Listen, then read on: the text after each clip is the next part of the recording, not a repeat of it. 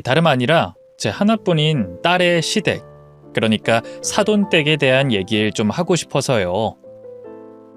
딸이 그 집안 식구들, 특히 사부인 때문에 참 모진 고생을 많이 했거든요. 남들처럼 평범한 시집살이도 아니었어요.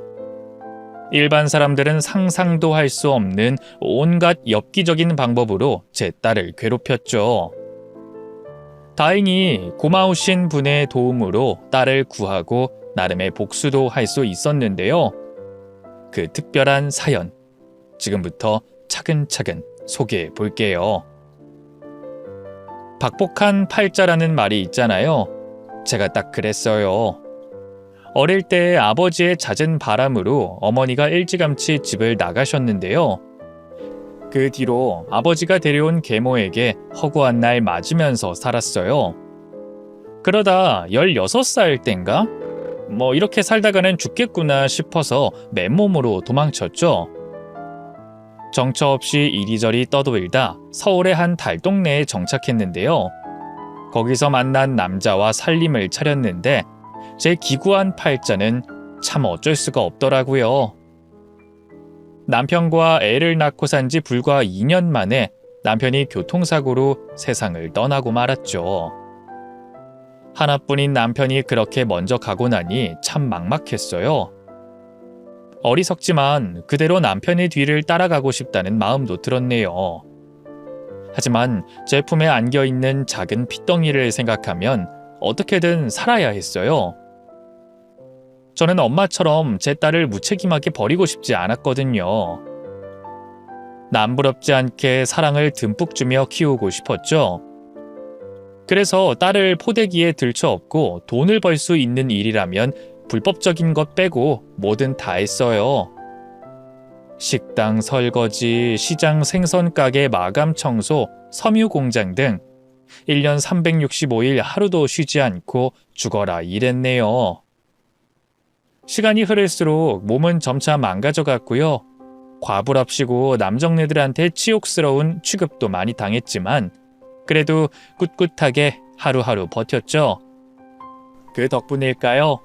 딸은 어디 한 군데 모난 곳 없이 바르게 잘 자라줬어요. 어릴 때부터 교내외 상이란 상은 죄다 타오는 모범생이었고요.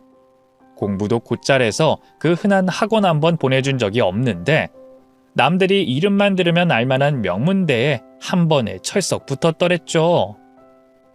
대학 입학식 날 딸을 끌어안고 얼마나 울었는지 몰라요. 죽은 남편 생각도 나고 딸을 키우기까지 겪었던 모진 고생들도 주마등처럼 스쳐 지나갔죠. 딸도 제가 우는 걸 보고 울컥했던가 봐요. 저를 꽉 끌어안고 이제 자기도 다 컸으니 걱정 말라고 얼른 학교 졸업하고 취업해서 엄마 호강시켜 주겠다고 하더군요. 말만으로도 참 기특했네요. 그땐 정말 몰랐어요. 그런 딸이 제 뒤통수를 칠 줄은 말이죠. 딸의 졸업이 반년 정도 남은 어느 날이었어요. 그쯤에 저는 마트 캐셔로 일하고 있었는데요. 평소처럼 주말 출근을 끝내고 집에 돌아오니 딸이 저를 기다리고 있더군요. 옆에는 웬 젊은 남자도 함께였어요. 갑작스러운 상황에 당혹스러워하는데 딸이 조심스럽게 입을 열더군요. 엄마 인사해. 내 남자친구 강재욱이라고 해. 뭐? 너 남자친구 생겼었니? 언제? 엄마한텐 그런 말 없었잖아. 아직 사귄 지 3개월밖에 안 됐어. 일단 인사부터 해. 오빠 민망하겠다. 딸의 재촉에 그제야 남자에게 다시 시선을 돌렸어요. 젊고 훤칠하니 잘생긴 총각이었지만 그래도 딸보다 대여섯 살은 많아 보이더군요. 어머님 안녕하세요. 이렇게 갑작스럽게 찾아뵈서 정말 죄송합니다. 아유 아니에요. 이름이 강재욱이라고요? 네. 말씀 편하게 하세요. 그래도 꽤나 예의 바른 총각 같더라고요. 어찌나 제게 깍듯하던지 얼어있던 마음이 좀 풀어져 함께 저녁을 먹으며 이런저런 대화를 나눴네요. 딸의 남자친구는 딸보다 5살 연상이었고요. 그 젊은 나이에 작은 벤처기업을 운영하고 있었어요. 딸과는 대학 동문이라 학교에서 행사할 때 우연히 만나 관계가 발전했다고 하더군요. 학교 졸업생들 중에 성공한 사람들만 따로 추려서 강연 같은 걸 부탁하거든. 그래서 오빠가 올해 초에 학교에 와서 강연을 했었어. 아마 강연자들 중에 최연소였을걸? 진짜 대단하지? 그러게 대단하네. 남들은 한창 회사 다닐 나이에 벌써 사장님 소리를 듣다니. 부모님도 참 기뻐하시겠어. 아유, 아닙니다, 어머님. 별것도 아닌데 그렇게 너무 추켜 세워주시면 저 민망해요. 그렇게 나름 하하호호 즐거운 분위기 속에서 담소를 나눈 지 얼마나 됐을까요? 시간도 늦었겠다. 이제 그만 가보라면서 먼저 자리에서 일어났을 때였어요. 갑자기 딸과 남자친구가 굳은 표정으로 저를 붙잡더군요. 엄마 잠깐만. 나 할 얘기가 있어. 뭔데? 그게... 딸은 제 눈치만 볼 뿐 좀처럼 입을 열지 못했어요. 그런 딸을 보다 못한 딸의 남자친구가 대신 앞으로 나서더군요. 그리고는 너무나 충격적인 얘기를 했습니다. 어머님, 실은 승희가 애를 가졌습니다. 이제 6주 정도 됐어요. 뭐라고? 우리 딸이 뭘 가져? 죄송합니다, 어머님. 제가 좀 더 조심했어야 하는데 그래도 승희랑 저 이 아이 꼭 낳고 싶습니다. 허락해 주십시오. 너무 큰 충격에 다리에 힘이 풀리더라고요. 그대로 바닥에 주저앉으려는 저를 딸이 얼른 부축했습니다. 엄마 괜찮아? 괜찮냐고? 너 네 엄마가 괜찮아 보이니? 너 네 남자친구 말이 사실이야? 진짜 애를 가진 게 맞냐고? 미안해 엄마. 뭐라 할 말 없어. 내가 널 어떻게 키웠는데? 딸에 대한 배신감에 온몸이 덜덜 떨렸어요. 그 흔한 사춘기 한 번 없던 딸이 제 뒤에서 몰래 남자와 애를 만들어 올 줄이야. 간신히 정신 차리고 딸을 향해 독하게 입을 열었네요. 너 아직 대학 졸업도 안 했는데 애를 낳아서 뭘 어쩌려고? 애 낳고 키우는 게 장난 같아? 당장 지워! 엄마, 어떻게 이미 생긴 애를 지우라고 할 수가 있어? 그럼 낳아서 키우겠다고? 네가 제정신이니? 나 아직 어리지만 성인이야. 애 낳고 키우는데 법적으로 아무 문제도 없다고. 재욱 오빠도 나 책임지겠다고 했어. 올해 안에 식 올리고 바로 애기 낳을 거야. 그럼 앞길 창창한 네 인생은? 고작 너 집에서 애 낳고 살림이나 하라고 엄마가 대학까지 보내준 줄 알아? 여자들 대부분 다 그렇게 사는데 뭐가 어때서? 안 그래도 걱정되고 불안해 죽겠는데 엄마라도 좀 축하해주면 안 돼? 나 좀 이해해주면 안 되냐고! 급기야 딸은 엉엉 울음을 터뜨렸어요. 어릴 때부터 의젓해서 어지간한 일로는 운 적이 없는 아이인데 갑작스러운 임신에 어지간히도 마음이 불안정했던가 봐요. 사실 모녀 싸움이란 애초에 결과가 정해져 있는 게 아니겠어요? 이 세상에 자식 이기는 부모 없다잖아요. 딸이 그렇게 배를 부여잡고 오열하는데 제 가슴도 청갈래 만갈래로 찢어지는 것 같더군요. 결국 딸을 끌어안고 다시 입을 열었죠. 애 낳고 키운다는 게 보통 일이 아니야. 몸도 마음도 많이 힘들 거야. 그래도 네가 정 낳고 싶다면 그래, 알겠다. 엄마가 옆에서 도와줄게. 걱정하지 마. 그러자 딸이 제 가슴에 고개를 파묻었어요. 고마워 엄마. 그리고 정말 미안해. 됐다. 이미 생긴 애를 뭐 어쩌겠니? 그쪽 집안, 그러니까 사돈댁도 알고 있는 거야? 응, 어제 찾아뵙고 말씀드렸어. 많이 놀라시긴 했는데 그래도 좋아하시더라고. 너도 좋게 보신 것 같아?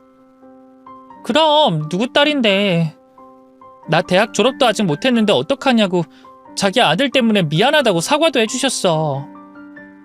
시집도 안 간 처녀가 애를 뱄다고 안 좋게 보면 어떡하나 했는데 그나마 다행이더라고요. 며칠 뒤 양가 집안이 만나 이 상견례라고 해야 할까요? 서로 인사를 나누고 앞으로 어떻게 할지 의견을 모았고요. 그로부터 2달 후 부랴부랴 식을 올렸습니다. 여러 가지로 부족한 점이 많은 결혼식이었지만 딸의 배가 더 불러오기 전에 식을 올려야 했기 때문에 어쩔 수가 없었네요. 사위가 창업으로 가진 돈을 다 써버린 탓에 딸이 시댁살이를 해야 한다는 것도 마음에 걸렸죠. 그렇지만 어쩌겠어요. 딸 가진 부모가 죄인이라고 그저 사돈댁에 저희 딸을 잘 부탁드린다고밖에 할 수가 없었죠. 딸의 결혼 후에야 알게 된 사실인데 이 사돈댁은 그 지역에서 제법 소문난 알부자였어요. 바깥 사돈이 꽤 큰 무역회사 임원이더군요. 지지리도 가난한 집에 시집가 고생하는 것보단 차라리 부잣집에 시집가는 게 낫다 싶긴 했는데요. 한편으로는 딸이 무시당하는 건 아닐지 걱정도 되더라고요. 여러모로 전 딸의 든든한 친정이 돼주기엔 무리가 있었으니까요. 그래서 딸이 사돈댁에 들어가 살기 시작한 뒤로 매일 안부 전화를 했어요. 몸은 괜찮은지, 시부모님은 잘 해주시는지, 남편이 서운하게 하는 건 없는지. 그때마다 딸은 쾌활한 목소리로 아무 문제 없다고 했네요. 엄마는 무슨 걱정이 그렇게 많아. 나 본가 살 때보다 잘 먹고 잘 자고 있으니까 염려 마라. 그래? 따로 입덧 같은 것도 없고? 내가 너 가졌을 때 물만 마셔도 입덧을 해서 참 힘들었는데. 진짜? 난 괜찮은데? 오히려 너무 잘 먹어서 걱정이야. 이게 튼튼히 영양분으로만 다 가면 좋은데 내 살만 찌우는 거 아닐까 싶어서. 임산부가 살찌는 게 당연한 거지. 그런 쓸데없는 걱정 말고 먹고 싶은 거 있으면 다 먹어도. 엄마가 음식 좀 해다 줄까? 너 엄마가 끓여준 김치찌개 좋아했잖아. 됐어, 힘들게 뭘. 여기 일하는 아주머니 음식 솜씨 진짜 끝내줘. 내가 먹고 싶다는 거 있으면 비싼 재료들만 사다가 다 만들어준다고. 딸의 말에 다행이다 싶은 한편 서운하기도 했어요. 부잣집 사모님이 되더니 가난한 친정엄마는 이제 필요 없어졌나 싶어서 말이죠. 아닌 게 아니라 딸은 시집 가자마자 집에는 발길을 뚝 끊었어요. 임신해서 몸이 예전 같지 않겠지 이해하려 했지만 그래도 많이 속상했네요. 이래서 딸 자식 키워봤자 아무 소용없다는 얘기가 있는 건가 싶기도 했고요. 그땐 정말 몰랐어요. 딸이 저 모르게 끔찍한 고통을 인내하고 있었다는 걸 말이죠. 딸의 산딸이 가까워질 무렵이었어요. 그 사이 제가 딸을 본 건 결혼 초 한두 번이 전부였는데 딸도 제가 서운해하는 걸 알았는지 병원 가려고 나온 김에 집에 잠깐 들리겠다고 하더라고요. 그래서 부랴부랴 점장님에게 부탁해 근무 스케줄을 바꾸고 일찍 퇴근했죠. 시장에 들러 따로 장도 보고요. 딸이 좋아하는 고사리 무침이며 미역줄기 볶음을 잔뜩 만들었네요. 오후 서너 시쯤 되니 그토록 기다리던 딸이 집에 왔어요. 도대체 이게 얼마만이냐고 한 소리 하려던 저는 딸의 몰골을 보고 충격에 빠져 입을 떡 벌리고 말았습니다. 쇄골이 드러날 정도로 비쩍 마른 몸과 창백한 얼굴, 그리고 잔뜩 부르튼 입술까지 딸은 어느 모로 보나 잘 지내고 있는 모습이 아니었어요. 아니 너 대체 꼴이 왜 이렇게 살이 빠졌어? 어디 아파? 뒤늦게 입덧이라도 온 거니? 응, 요 며칠 속이 미식거려서 밥을 잘 못 먹었었어. 근데 엄마 김치찌개가 자꾸 생각나는 거 있지.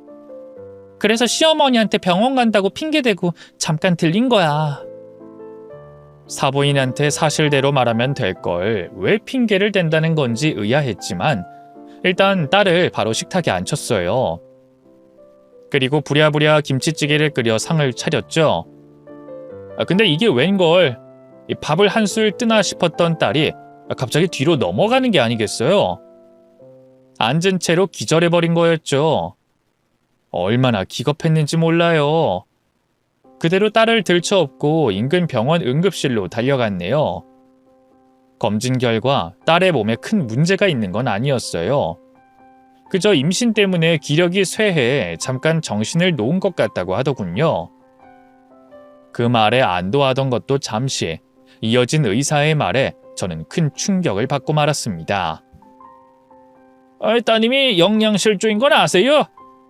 유산기까지 보이는데 좀 더 잘 먹이세요. 아셨죠? 영양실조가 있다니. 거기다 아이를 유산할지도 모른다니. 생전 잔병 치레 한 번 없이 늘 튼튼하기만 했던 딸이기에 얼마나 놀랐는지 몰라요. 딸이 눈을 뜨자마자 입덧이 그렇게 심했냐고, 왜 진작 엄마한테 말 안 했냐고 화를 냈네요. 하지만 딸은 별다른 말 없이 울기만 했어요. 그러다 조그마한 목소리로 간신히 제게 그러더라고요. 엄마 미안한데 나 당분간 엄마 집에서 좀 지내면 안 될까? 아무것도 안 하고 맘 편하게 엄마가 해준 밥 먹으면서 그렇게 지내고 싶어. 그제야 뭔가 좀 이상하더라고요. 강서방이랑 싸운 건지 어쩐 건지 딸의 상태가 심상치 않더군요. 더 캐묻고 싶었지만 따로 추궁하지 않고 그냥 고개를 끄덕였네요. 당연하지. 그런 걸 뭘 물어. 원래 네 집이었는데. 고마워 엄마. 이 수액만 맞으면 퇴원할 수 있다고 했으니까 같이 집으로 가자. 의사 선생님이 너 잘 먹여야 된대. 김치찌개 말고도 엄마가 이것저것 많이 해놨으니까 남기지 말고 다 먹어야 돼. 그렇게 저는 딸과 함께 집으로 돌아갔고요. 따로 마트에 휴가까지 내고 열심히 딸을 돌봤습니다. 딸은 입덧 때문에 고생한다는 말이 무색하게도 제가 해준 음식을 참 잘 먹더라고요. 그나마 다행이다 싶었죠. 딸은 그렇게 일주일 정도 있다가 시댁으로 돌아갔네요. 딸을 보내고 나니 마음이 참 그렇더라고요. 또 입덧 때문에 밥도 제대로 못 먹고 있는 건 아닌지, 혼자 울고 있는 건 아닌지 걱정이 됐죠. 전화해서 물어보면 그저 다 괜찮다고만 하는데 믿을 수가 있어야죠. 결국 어느 주말 딸이 좋아하는 음식들을 작정하고 잔뜩 만든 뒤 사돈댁으로 찾아갔어요. 따로 사위만 저희 집으로 불러 전달해줄까 고민도 했지만 이상하게 딸의 얼굴을 직접 봐야 마음이 놓일 것 같더라고요. 미리 간다고 말은 해야 할 것 같아 딸한테 전화했는데 받지 않더라고요. 그래서 설마 쫓아내겠어 하는 심정으로 출발했네요. 전에 한번 사돈댁에 방문한 적이 있어서 헤매지 않고 바로 찾아갔는데요. 여전히 집이 으리으리하더군요. 제가 사는 낡은 빌라와는 비교도 안 되는 고급스러운 2층 주택이었죠. 내심 기가 죽었지만 용기를 내서 초인종을 눌렀어요. 집에 있던 사부인이 놀라면서 저를 안으로 들이더군요. 아니 사부인이 갑자기 여긴 어떡해? 연락도 없이 불쑥 찾아와서 죄송해요. 근처 온 김에 반찬이라도 주려고 왔어요. 미리 말씀드리려고 했는데 딸애가 전화를 안 받아서요. 우리 딸 지금 뭐 하고 있나요? 아직 자고 있을 거예요. 네? 아직도요? 그때가 이미 해가 중천이었거든요. 임신했으니 그렇겠지 싶으면서도 괜히 사부인 눈치가 보이더군요. 죄송해요. 우리 딸이 원래 그런 애가 아닌데 엄청 부지런한 애거든요. 근데 임신 중이라 그런지 잠도 늘었나 봐요. 네, 당연히 이해하죠. 사부인은 떨떠름하게 제 말을 받았어요. 그리고는 제 손에 들린 반찬을 직접 받아 주방으로 옮기더군요. 원래 일하는 아주머니가 한 분 있었는데 그날은 보이지 않더라고요. 이게 가짓수가 많아서 직접 정리하시긴 힘들 텐데 그 일하는 아주머니는 어디 계신가요? 그게 일을 너무 못해서 해고했어요. 그럼 이 큰 집을 사부인 혼자 돌보시는 거예요? 네, 그렇죠. 사부인은 여전히 뭔가 어색해 보였어요. 왜 그러나 싶었던 바로 그때 정원 쪽에서 불쑥 누군가 튀어나왔습니다. 어머님, 뒷마당 청소 다 해놨어요. 늦어서 죄송해요.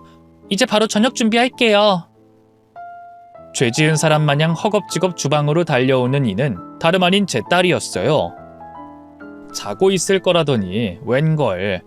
얼마나 열심히 일했는지 온몸이 땀으로 흠뻑 젖어 있었어요. 경악스러운 일은 그뿐만이 아니었어요. 글쎄 딸의 머리가 스님처럼 싹 밀려있는 게 아니겠어요? 충격에 굳어버린 저를 발견한 딸도 이내 걸음을 멈췄습니다. 아니, 엄마가 여긴 어떻게... 너 꼴이 그게 대체 뭐야? 머리가 왜 그래? 이건... 그러니까... 딸이 아무 말도 못한 채 고개를 푹 숙였어요. 안 되겠다 싶어 옆에 잠자코 있던 사부인에게 물었죠. 사부인이 말씀 좀 해보세요. 대체 우리 딸 머리가 왜 저런 겁니까? 저희 둘을 번갈아 바라보며 골치 아프게 됐다 싶은 표정을 짓던 사부인은 이내 뭔가 결심한 듯 입을 열었어요. 그리고 너무나 충격적인 소리를 하더군요. 보면 모르세요? 제가 바리깡으로 싹 밀어버렸어요. 뭐라고요? 대체 왜 그런 짓을... 아니, 말도 없이 친정에 가서 일주일 넘게 안 왔잖아요. 어디서 배워먹은 버르장머리인지. 보아하니 사부인이 그런 가정교육은 하나도 안 하신 것 같아서 제가 대신 좀 나섰네요. 대체 그게 무슨 말씀이세요? 우리 애가 연락도 없이 친정 가셨던 게 괘씸했으면 말로 하시지. 여자 머리를? 아유, 신경 끄시죠. 딸은 결혼하면 남인 거 몰라요? 며느리가 제 말을 너무 우습게 여기는 것 같아서 군기 좀 잡은 거예요. 사부인은 기왕 걸린 거 아예 뻔뻔하게 나가기로 작정한 것 같았어요. 군기요? 지금 군기라고 했어요? 이보세요, 사부인! 사부인의 기가 막힌 태도에 제 목소리도 점차 격양돼 갔는데요. 그러자 잠자코 있던 딸이 그런 저를 말리더군요. 엄마, 그만해. 내가 잘못한 거야. 이만 돌아가. 그러게 갑자기 연락도 없이 왜 왔어? 돌아가라니. 너 지금까지 도대체 이 집에서 무슨 취급받은 거니? 왜 사부인한테 머리가 밀리고도 말 한마디 못했어? 이까짓 게 뭐 큰일이라고. 됐으니까 일단 돌아가. 내가 나중에 연락할게. 딸은 막무가내로 저를 밀어냈어요. 사부인 눈치를 보고 있다는 게 느껴지더군요. 그러니 저도 더는 아무 말 못하겠더라고요. 제가 난리를 쳤다가 돌아갔을 때 딸이 더 괴롭힘 당하면 어쩌나 겁이 덜컥 났죠. 결국 힘없이 딸을 따라 대문 밖으로 나섰는데요. 사부인은 이미 본색을 들켰다 싶었는지 배웅조차 하지 않더군요. 남편이라도 살아있었으면 덜 무시받았을까? 딸이 이런 취급을 당하는 게 나 때문인 걸까? 짧은 순간에 많은 생각들이 폭풍처럼 몰아쳤네요. 엄마, 미안해. 조심히 가. 내가 연락할게. 가만히 저를 보내는 딸에게 말했어요. 네가 말하고 싶지 않아 하는 것 같으니까 엄마가 더는 아무것도 묻지 않으마. 근데 엄마는 언제나 네 편인 거 알지? 시댁에서 무슨 일 있으면 엄마한테 다 얘기해. 엄마가 다 해결해주진 못해도 그래도 네 속이라도 조금 풀리지 않겠니? 응?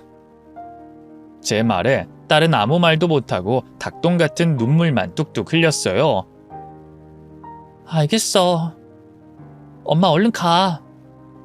그래, 너도 얼른 들어가 봐.